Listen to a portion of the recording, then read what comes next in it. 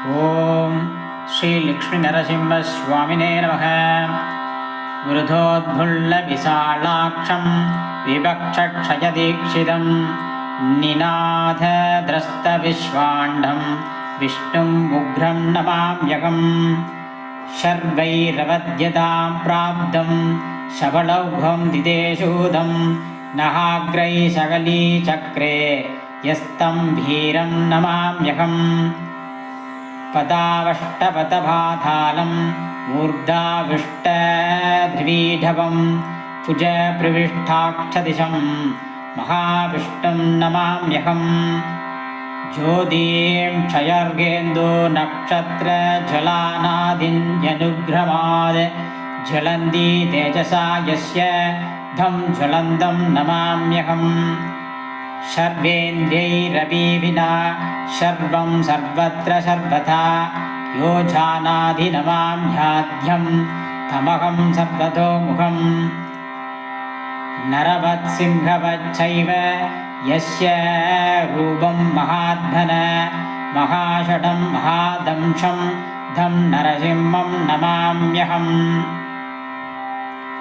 यन्नाम स्मरणमाद्भिद भूतवेतालराक्षस रोगाद्यास्य प्रणच्छन्ति भीषणं धं नमाम्यहम्। सर्वोऽपीयं समाश्रियध्य सकलं भद्रमश्नुते श्रिया च प्रध्याजुष्ट यस्तं भद्रं नमाम्यहम्। साक्षात् सर्वकाले सम्प्राप्तं मृत्युं शत्रुघ्नान्वितं भक्तानां नाशयेद् यस्तो मृत्योर्मृत्युं नमाम्यहम्।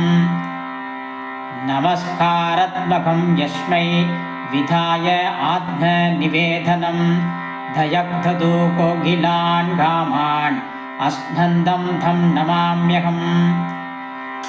दासभूता स्वतसर्वे ह्यात्मान भावात्मन अदोहं विधेजास इति मध्वा नमाम्यहम्।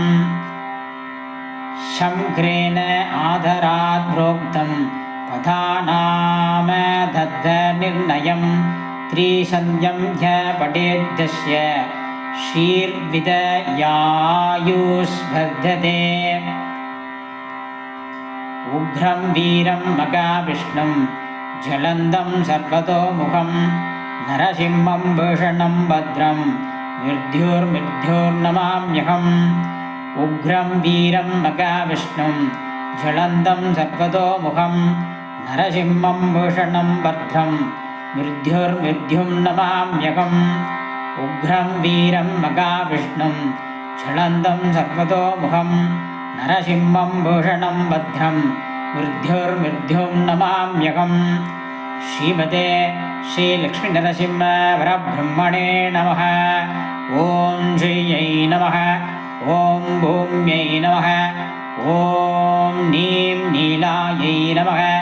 ॐ श्रीलक्ष्मीनरसिंह स्वामिने नमः।